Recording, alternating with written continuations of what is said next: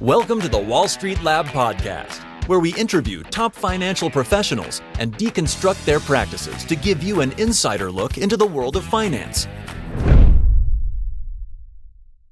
There's 20 plus publicly listed football clubs in Europe out of hundreds and hundreds and hundreds of clubs. Why are they not listing more? And maybe one more question that I'm in my head. How is the ownership structure right now, usually, if it's not public equities? And I guess there are a lot of private investors, but could you speak a bit more on the current ownership structure and why are they not listing more?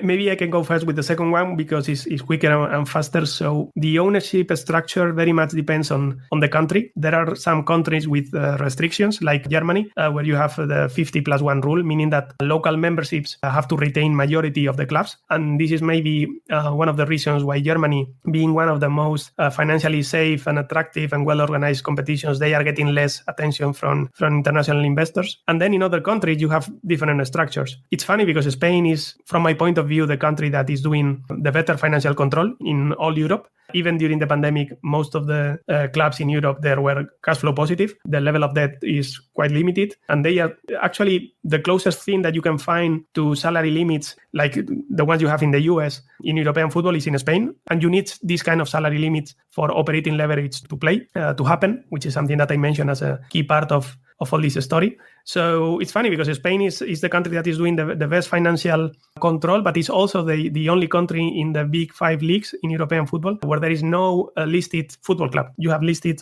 football clubs in Germany, France, Italy, and the UK, but not in Spain. And then you have other countries which are getting the attention from American investors, like especially Italy. You can see a lot of deals with American investors going on in Italy. You have Pisa recently, which is a very touristic and attractive city, but also Venezia, where they are doing a brilliant job, and an American group took the team from Serie B, which is the second division, to Serie A, which is the first division. You have Parma. You have recently Genoa, that has been acquired by 777 Capital Partners, which is a private equity investment company based in Miami. You have Ascoli in Serie V, which has been recently acquired by a family office in New York. So actually, I don't know the reason. Maybe it's because of some kind of family ties or something, but Italy, which is a very high growth market in terms of football, is getting the attention from a lot of American investors. And the other market that is getting the attention from US investors is, to some extent, France, which is also being quite active in terms of private transactions, but also the UK, obviously because of the language and the closer, let's say, cultural